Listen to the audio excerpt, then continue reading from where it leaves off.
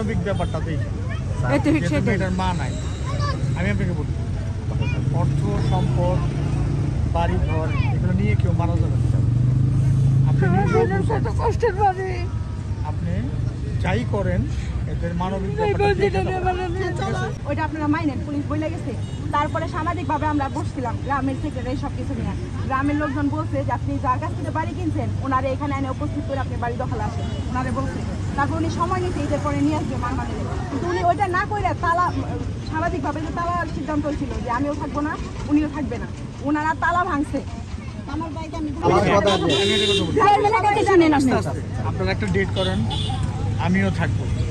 যদি এটা আমার কাজ না, যদি এটা আমার কাজ না, লোকটা তো কিনা বিপদে পড়ছে।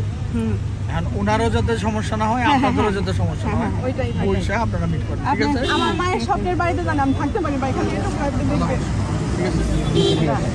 আছে।